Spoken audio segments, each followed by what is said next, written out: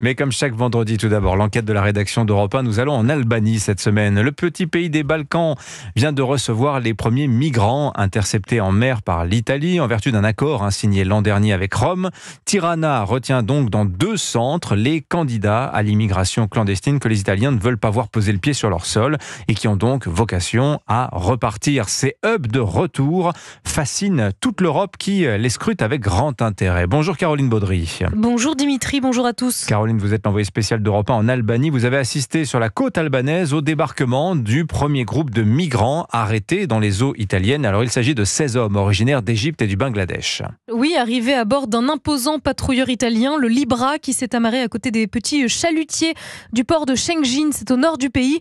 Ces hommes sont entrés dans un premier centre de rétention à même le quai, entouré de hautes barrières métalliques et ultra sécurisées. C'est ce qu'affirme le directeur du port. Il n'y a eu aucun problème. Une tranquillité absolue. Toutes les mesures ont été prises, tant par la partie albanaise que par la partie italienne. Tout s'est passé calmement et selon les règles.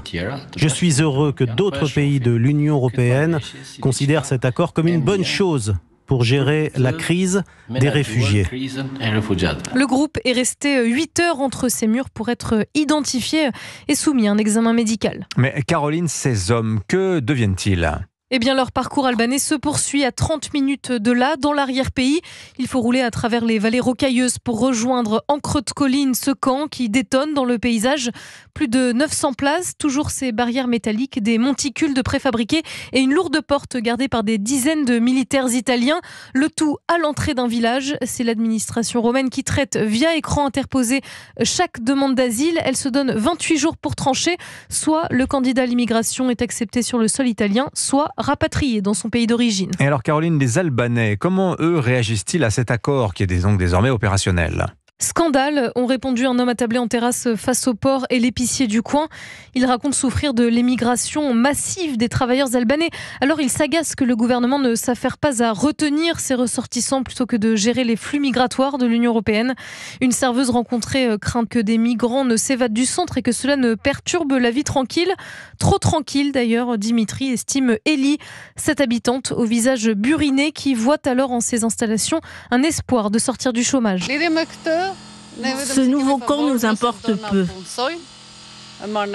La seule chose qui nous intéresse, c'est le travail. Qu'il y ait des postes et qu'ils nous embauchent. Les migrants seront enfermés, nous ne les verrons pas. Ils ne nous verront pas non plus dans le village. Mais moi, je suis cuisinière et j'aimerais vraiment avoir une opportunité économique dans ce camp. Autre opportunité de cet accord, Dimitri, celle de rejoindre l'Union européenne. Les Albanais en rêvent, sa jeunesse encore plus. Écoutez Aurel, 20 ans, qui promenait son chien tout près du camp. C'est très important pour les jeunes.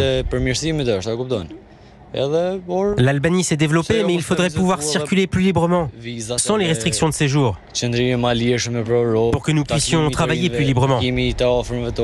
L'espoir d'adhésion est ravivé par cet accord, puisque l'Italie pourrait soutenir la candidature de l'Albanie, plus que jamais un pays ami. L'enquête de la rédaction d'Europe 1 signée de l'envoyée spéciale en Albanie, Caroline Baudry. Merci Caroline, 7h46.